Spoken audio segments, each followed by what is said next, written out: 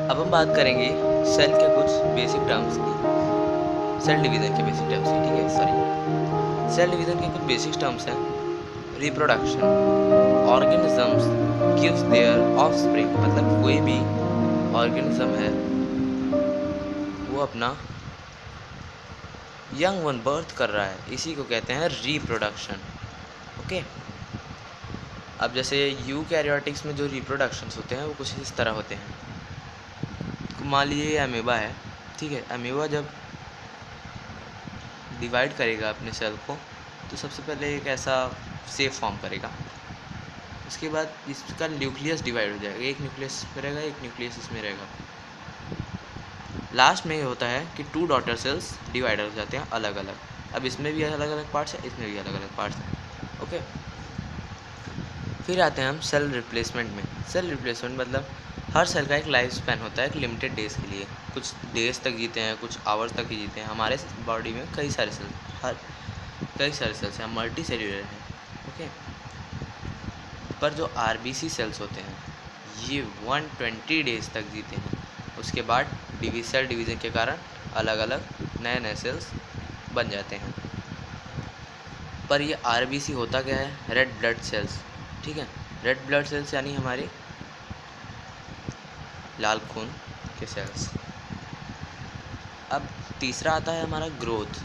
Growth यानी increase in weight, mass, length and cell growth. Cell growth का मतलब ये सारी चीज़ें। ओके, सेल जो ग्रोथ होता है वो लिविंग में भी होता है और नॉन लिविंग होता है। और नॉन लिविंग वाला को हम कहते हैं स्यूडो ग्रोथ। स्यूडो ग्रोथ का एक सिंपल मीनिंग ये है कि ये सेल डिवीज़न नहीं करते हैं। ये ग्रोथ तो करते हैं पर सेल डिवीज़न नहीं करते। अब मान लीजिए कोई चेयर है, इसके अंदर तो मॉलिक्यूल्स हैं, ठीक है, तो ये डिवाइड तो करेंगे नहीं।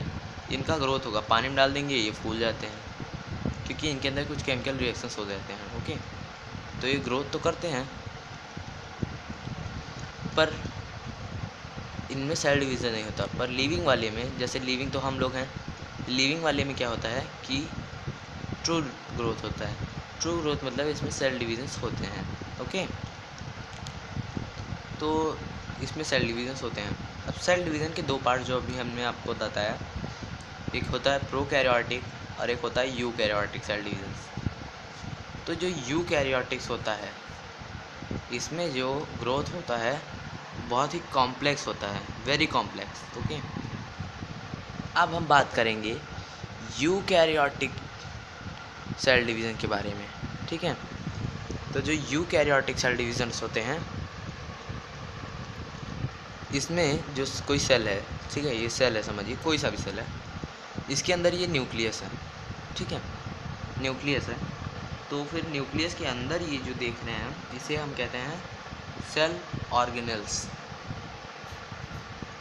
सेल ऑर्गेनेल्स, सेल ऑर्गेनेल्स के ये होते हैं साइटोप्लाज्म के अंदर। Cytoplasm is a thing, is a fluid which is present in the all cells. ये हर सेल में होता है, ये ज़रूरी होता है सेल की प्रोटेक्शन के लिए। ओके, अब बात करते हैं न्यूक्लियस का डिवीज़न। जब न्यूक्लियस का डिवीज़न होता है उस प्रोसेस को हम कहते हैं कार्योकाइनेसिस। ठीक है, karyokinesis. Karyokinesis is the process by which nucleus divides into the another cells. Okay, and when cytoplasm divides into their daughter cells, you can say it cytokinesis. Cytokinesis. Cell division. Cell division के दो major parts होते हैं जिन्हें हम कहते हैं mitosis और meiosis. Mitosis जो कहते हैं हम यूनिसेल्यूलर, जो अभी मैंने आपको बताया यूनिसेल्यूलर यानी किसी एक सेल से मोर देन 2 सेल्स बने। और मियोसिस यानी कोई दो पेरेंट से, मतलब समझिए कोई दो पेरेंट है उससे कोई सेल बन रहा है। ठीक है, अब हम बात करेंगे माइटोसिस की। Mitosis is cell division in which the daughter cells are exact copy of their parents. The number of chromosomes are equal to their parents. मतलब कि जितने क्रोमोसोम्स क्या होते हैं, ये डीएनए होते हैं एक टाइप के, जितने क्रोमोसोम्स वो ऐसे दिखते हैं थोड़े एच टाइप में,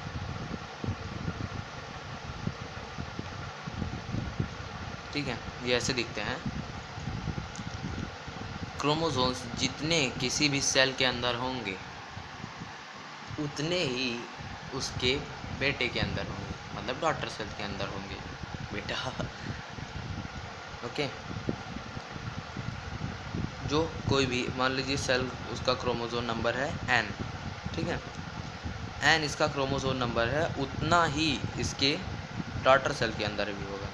मतलब अगर इसका 46 है तो इसके अंदर भी 46 होगा। ओके ओके, तो मैं बता रहा था कि मेटाफॉस किसे कहते हैं, मेटासिस बता रहा था ना।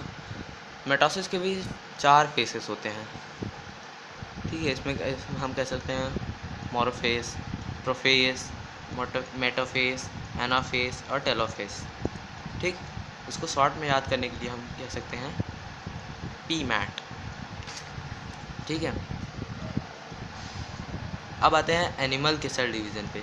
एनिमल का सेल डिवीज़न 2 टाइप का होता है, डिप्लॉइड और हैप्लॉइड। डिप्लॉइड में जैसे कोई मेल है, ठीक है, डिप्लॉइड यानी कि एक सेल से इसमें जो सेल्स होते हैं, अगर इसके पास 46 मान लीजिए क्रोमोसोम्स हैं, तो इसके जो बच्चे होंगे इसके पास 23 ही रह जाएंगे, क्योंकि जब इसमें 2 पेरेंट सेल्स होते हैं, यानी 2n is equals to 46 by, अब n is equals to 46 by 2, that is 23 ना। साथ थोड़ा मैथ भी पढ़ते रहिए। अब हम बात करेंगे मियोसिस के बारे में। मियोसिस यानी जो अभी मैंने आपको बताया, मेटाफेस में हमने बोला था कि 46 का 46 रहेगा, पर मियोसिस में ऐसा नहीं होता। मियोसिस के 2 पार्ट्स हैं, मियोसिस 1, मियोसिस 2, पर ये अभी हम नहीं पढ़ेंगे, हमारे लेवल के बाहर है। अब हम देखेंगे इसमें बस इतना ही है कि क्रोमोसोम्स डिवाइड हो जाते हैं। जब मैं आपको डिप्लॉइड और हैप्लॉइड बता रहा था तो डिप्लॉइड में से एक गलती हो गई। डिप्लॉइड यानी जो यूनिसेलुलर के सेल डिविजन्स होते हैं, ठीक है, और हैप्लॉइड यानी 2 माता पिता वाले, 1 माता पिता 2 माता पिता, ठीक है। आज के लिए बस इतना ही।